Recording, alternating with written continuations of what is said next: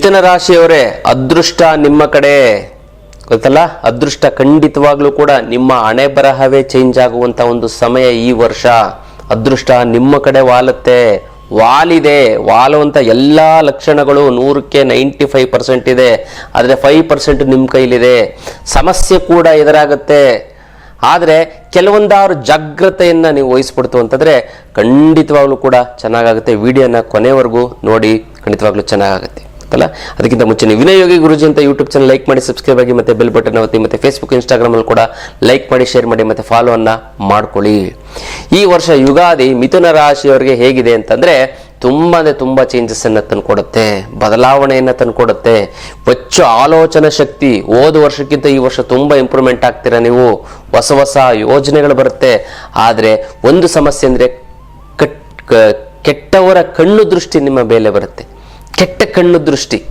ಹಾಗಾಗಿ ತುಂಬಾ ಎಚ್ಚರಿಕೆಯನ್ನು ವಹಿಸಬೇಕು.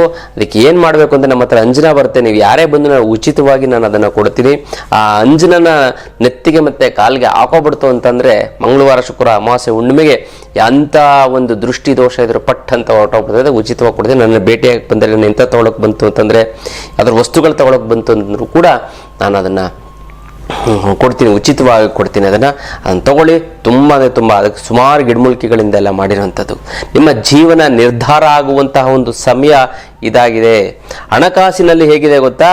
ನಿಧಾನವಾಗಿ, ಕುಂಠಿತವಾಗಿ ಬೆಳವಣಿಗೆ ಆಗುತ್ತೆ, ಫಾಸ್ಟ್ ಆಗಿ ಆಗಲ್ಲ. ಮಿಥುನ ರಾಶಿಯವರಿಗೆ ತುಂಬಾ ಜಾಗ್ರತೆಯನ್ನ ವಹಿಸಬೇಕು.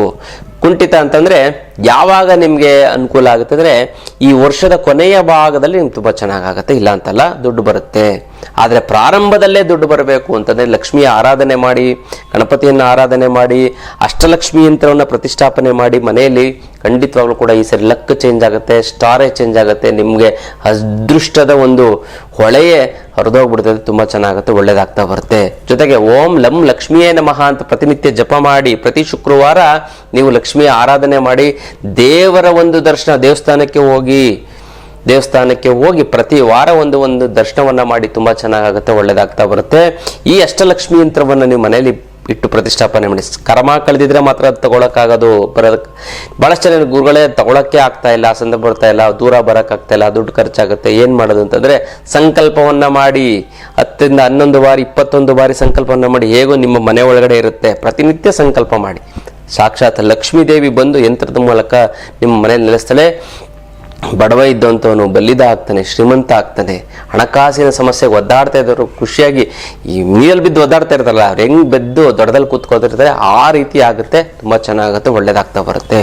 ಇನ್ನು ಉದ್ಯೋಗದಲ್ಲಿ ಹೊಸ ಕೆಲಸ ಸಿಗುತ್ತೆ, ಹೊಸ ಒಂದು ಅವಕಾಶಗಳು ಸಿಗ್ತಾ ಬರುತ್ತೆ.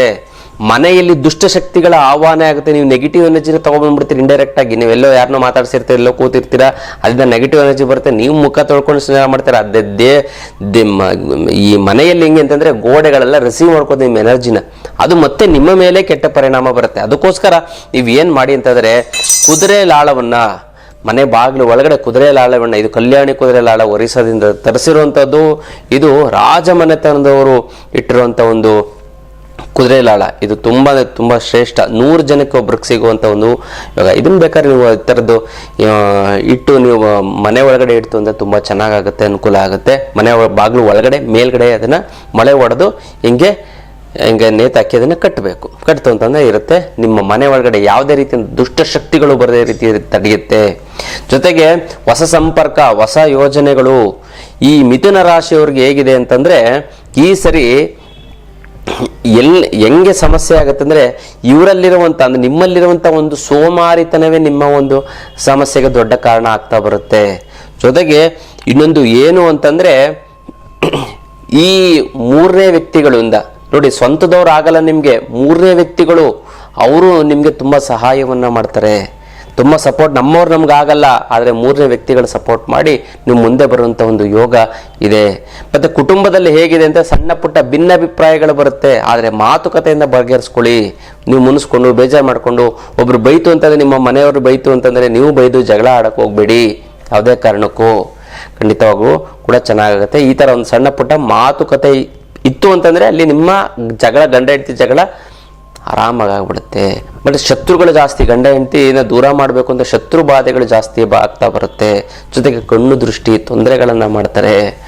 ಅಲ್ಲ, ಮದುವೆ ಆಗೋಂಥವ್ರಿಗೆ ಮದುವೆ ಆಗುವಂಥ ಒಂದು ಯೋಗ ಬರುತ್ತೆ. ಮತ್ತು ಈ ವಿವಾಹ ಯೋಗ ಅಂತಂದರೆ ಯಾವಾಗ ಬರುತ್ತೆ? ಸೆಪ್ಟೆಂಬರಿಂದ ತುಂಬ ಚೆನ್ನಾಗಾಗುತ್ತೆ. ಆರೋಗ್ಯದಲ್ಲಿ ಏನಾಗುತ್ತೆ ಗೊತ್ತಾ? ಕಣ್ಣಿಗೆ ಸಂಬಂಧಪಟ್ಟಂತಹ ಸಮಸ್ಯೆಗಳು, ಮೂಳೆಗೆ ಸಂಬಂಧಪಟ್ಟಂತಹ ಸಮಸ್ಯೆಗಳು, ಮತ್ತು ಕಿಡ್ನಿಗೆ ಸಂಬಂಧಪಟ್ಟಂತಹ ಕಿಡ್ನಿ ಸ್ಟೋನ್ಸು, ಈ ಥರದ್ದು ಇನ್ಫೆಕ್ಷನ್ಸ್ ಈ ಥರದ್ದು ಆಗ್ತಾ ಬರುತ್ತೆ. ಅದಕ್ಕೋಸ್ಕರ ಓಂ ದಮ್ ಧನ್ವಂತರಿ ನಮಃ ಅಂತ ಹೇಳ್ಕೊಳ್ಳಿ. ಜೊತೆಗೆ ಸ್ಫಟಿಕದ ಮಾಲೆಯನ್ನು ಧರಿಸಿ. ಖಂಡಿತವಾಗ್ಲೂ ಕೂಡ ನಿಮ್ಗೆ ಯಾವುದೇ ರೀತಿಯ ಆರೋಗ್ಯದ ಸಮಸ್ಯೆಗಳು ಕೂಡ ಆಗೋದಿಲ್ಲ. ಮತ್ತು ದೂರ ಪ್ರಯಾಣ ಯೋಗ, ದೂರ ಪ್ರಯಾಣದಲ್ಲಿ ನಿಮ್ಗೆ ಹೇಗಾಗುತ್ತೆ ಅಂದರೆ ಲಾಭ ಆಗುತ್ತೆ. ನೀವೇನೇ ಕ್ಷೇಮವಾಗಿ ಲಾಭ ಮಾಡ್ಕೊಂಡು ಬರ್ತೀರ ಅಲ್ಲ, ಹಾಗಾಗಿ ತುಂಬ ಚೆನ್ನಾಗಾಗುತ್ತೆ. ಪ್ರಯಾಣವನ್ನು ಮಾಡಿ ಮನೆ ದೇವ್ರಿಗೆ ಹೋಗ್ಬಿಟ್ಟು ಬನ್ನಿ. ಎಲ್ಲ ರಾಶಿಯವರುಗಳಿಗೆ ಮನೆ ದೇವ್ರಿಗೆ ಹೋಗ್ಬಿಟ್ಟು ಬನ್ನಿ. ಪುಣ್ಯಕ್ಷೇತ್ರಕ್ಕೆ 6 ತಿಂಗಳಿಗೆ 1 ವರ್ಷಕ್ಕೆ ಅಟ್ಲೀಸ್ಟ್ 1 ವರ್ಷಕ್ಕೆ ಒಮ್ಮೆ ಆದರೂ ಪುಣ್ಯಕ್ಷೇತ್ರ ದರ್ಶನ ಮಾಡಿ. ಅದಕ್ಕೋಸ್ಕರ ನಾವು ಆಧ್ಯಾತ್ಮ ಪಯಣ ಅಂತಲೇ ಇಟ್ಬಿಟ್ಟಿದ್ವಿ. ಈ ಆಧ್ಯಾತ್ಮ ಪಯಣದಲ್ಲಿ ನಾವು ಕೇರಳ ಕರ್ಕೊಂಡು ಹೋಗ್ತಾ ಇದ್ದೀವಿ. ಈ ವರ್ಷ ಈ ತಿಂಗಳು ನಿಮ್ಗೇನಂತಂದರೆ ಅನಂತ ಪದ್ಮನಾಭ ಮತ್ತು ಗುರುವಾಯೂರು ಕರ್ಕೊಂಡು ಹೋಗ್ತೀವಿ. ಬ್ರಾಹ್ಮಿ ಮುಹೂರ್ತದಲ್ಲಿ ನಿಮಗೆ ದರ್ಶನ ಮಾಡ್ತೀವಿ. ಯಾಕಂದರೆ ಸಾಕ್ಷಾತ್ ಭಗವಂತನೇ ನಿಮಗೆ ಕಣ್ಣೆದುರಿಗೆ ನೀವು ನೋಡ್ಬೋದು ಅನಂತ ಪದ್ಮನಾಭ ಸ್ವಾಮಿನ. ಬ್ರಾಹ್ಮಿ ಮುಹೂರ್ತ ಬೆಳಗಿನ ಜಾವ 4:45ಗೆ ನೀವು ದರ್ಶನವನ್ನು ಮಾಡಿಸಿ. ಮತ್ತು ಊಟ ತಿಂಡಿ ವ್ಯವಸ್ಥೆ, AC ರೂಮು, AC ಬಸ್ ಎಲ್ಲವೂ ಕೂಡ ತುಂಬ ಅಚ್ಚುಕಟ್ಟಾಗಿ ತುಂಬ ಚೆನ್ನಾಗಿ ಅಡುಗೆ ಬಟನ್ ಕರ್ಕೊಂಡು ಹೋಗ್ತೀವಿ. ಒಳ್ಳೆ ಆಹಾರ, ನಮ್ಮ ಒಂದು ಕರ್ನಾಟಕದ ಒಂದು ಊಟನೇ ನೀವು ಮಾಡ್ತೀರಾ. ಒಳ್ಳೆ ಪುಣ್ಯಕ್ಷೇತ್ರ ದರ್ಶನ. ಮತ್ತು ಅಲ್ಲಿ ಸಮುದ್ರದಲ್ಲಿ ನಾವೆಲ್ಲೇ ಟೂರ್ ಮಾಡ್ತು ಅಂತಂದ್ರೂ ಕೂಡ ಅಲ್ಲಿ ಸಮುದ್ರ ಸ್ನಾನ ಮಾಡಕ್ಕೆ ಬಿಡ್ತೀವಿ. ಅದೆಲ್ಲ ಶಾಪಿಂಗ್ ಮಾಡಕ್ಕೆ ಬಿಡ್ತೀವಿ. ಖುಷಿಯಾಗ್ಬಿಡ್ತೀರ. ಅದೆಲ್ಲ ಮನಸ್ಸಿಗೆ 3 ದಿನ 3 nights 4 days ಇದೆ. ಹೆಂಗೆ ಹೋಗುತ್ತೆ ಅಂತ ಟೈಮಿಗೆ ಗೊತ್ತಾಗಲ್ಲ. ಹೊಸ ಜನ ಪರಿಚಯ ಆಗ್ತಾರೆ, ಹೊಸ ವ್ಯಕ್ತಿಗಳು ಪರಿಚಯ ಆಗ್ತಾರೆ, ದೇವ್ರ ದರ್ಶನ ಆಗುತ್ತೆ, ಖುಷಿ ಸಂತ, ನಿಮ್ಮ ನೋವುಗಳೆಲ್ಲ ಮರೆಯುವಂಥ ಒಂದು ಸುಂದರವಾದ ಕ್ಷಣ. ಮತ್ತು ಮುಂದಿನ ತಿಂಗಳು ಕಾಮಾಖ್ಯ ಹೋಗ್ತಾ ಇದ್ದೀವಿ. ಅದ್ರ ಮುಂದಿನ ತಿಂಗಳು ಮತ್ತು ನಾವು ಕಾಶಿ ಯುದ್ಧಕ್ಕೆ ಹೋಗಿದೆ. ಅದ್ರ ಮುಂದಿನ ತಿಂಗಳು ಪೂರಿ ಜಗನ್ನಾಥ. ಮತ್ತೆ 3 ತಿಂಗಳಿಗೂ ನಾವು ಈ ಒಂದು ಕೇರಳಗೆ ನಾವು ಮತ್ತೆ ಹೋಗ್ತಾ ಇದ್ದೀವಿ. ಇದು 3 ತಿಂಗಳು ಅದು ರಿಪೀಟ್ ಆಗ್ತಾ ಬರುತ್ತೆ. ಒಳ್ಳೊಳ್ಳೆ ಪುಣ್ಯಕ್ಷೇತ್ರಗಳನ್ನ ನಾವು ದರ್ಶನ ಮಾಡೋಣ ನಾವೆಲ್ಲ ಸೇರಿಕೊಂಡು. ತುಂಬ ಚೆನ್ನಾಗಾಗುತ್ತೆ, ಒಳ್ಳೆಯದಾಗಿ ನೀವೆಲ್ಲ ಅದಕ್ಕೆ ಬನ್ನಿ. ಅದೇ ಆಧ್ಯಾತ್ಮ ಒಂದು ಪಯಣ ಅದಲ್ಲ. ಇನ್ನೊಂದು ಅತಿಯಾದಂತಹ ಆಲೋಚನೆಗಳು ಕಾಡುತ್ತೆ. ಅವಕಾಶಗಳನ್ನು ನೀವೇ ಕಳ್ಕೊಳ್ಳೋಂಥ ಒಂದು ಸಾಧ್ಯತೆಗಳಿರುತ್ತೆ. ನಿರ್ಧಾರ ತಗೊಳ್ಬೇಕಾದ್ರೆ ದೊಡ್ಡವರ ಒಂದು ಮಾತನ್ನು ಕೇಳಿ. ಈ ಸರಿ ಯಾರು ಗೊತ್ತಾ, ಈ ವರ್ಷ ನಿಮಗೆ ಶತ್ರುಗಳು ಸಂಬಂಧಿಕರಿಂದ ಸಮಸ್ಯೆ ಆಗುತ್ತೆ. ಸಂಬಂಧಿಕರೇ ದೊಡ್ಡ ವಿಲನ್ನು. ಅದಕ್ಕೋಸ್ಕರ ತುಂಬ ಕೇರ್ಫುಲ್ ಆಗಿರಿ. ಜೊತೆಗೆ ಹೊಸ ವ್ಯಕ್ತಿಗಳನ್ನು ನೀವು ಸಂಬಂಧಿಕರ ಮೇಲೆ ಡಿಪೆಂಡ್ ಆಗಿಬಿಟ್ಟಿದ್ದೀರಾ. ಆ ಡಿಪೆಂಡ್ ಆಗೋದು ಬಿಡಬೇಕು. ಹೊಸ ವ್ಯಕ್ತಿಗಳನ್ನ ಪರಿಚಯ ಮಾಡ್ಕೋಬೇಕು.